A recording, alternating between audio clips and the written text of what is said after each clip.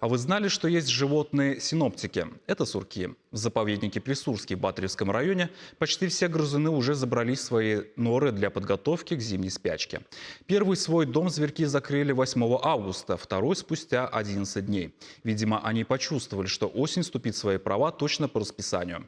Так и случилось. 1 сентября температура воздуха резко упала сразу на 10 градусов. Не поздно или наоборот не рано ли сурки начали готовиться к зимовке? Об этом мы спросили у сотрудников заповедника Плесурский.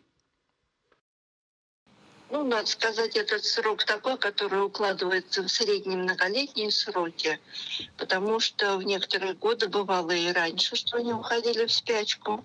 Например, в 2010 году дата ухода сурков, она приходится на 28 июля вообще. Как только не остается сочной травы, так сурки уходят в спячку. Вообще иногда бывает, что и среди лета, если очень сухо и жарко, они могут временно залечь в спячку, чтобы пережить вот такой неблагоприятно жаркий и сухой период. А так это, в общем-то, средние сроки, ничего удивительного в этом нет.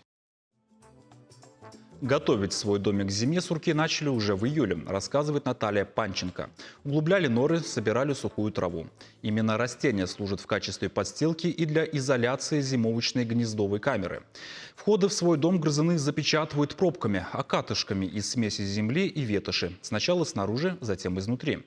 При этом заглушки могут достигать длину нескольких метров. Сурки не одиночные животные. Зимуют они целыми семьями от 2 до 20 особей. А вот сурки Сеня и Сима в зооуголке детского парка имени Николаева только готовятся к спячке. Аппетит сейчас у них отменный, им необходимо накопить достаточное количество жиров, чтобы проспать до весны. Кстати, в прошлом году сурки заснули только в ноябре. В этом сотрудники зооуголка предполагают, что в норку они спрячутся уже в октябре. Немного интересных фактов. Во время сна температура тела зверьков опускается с 36-38 градусов всего до 4-8. Дыхание замедляется до 2-4 вдохов в минуту. В это время они практически не двигаются, а живут только за счет накопленного жира. А за зиму они теряют до трети собственного веса.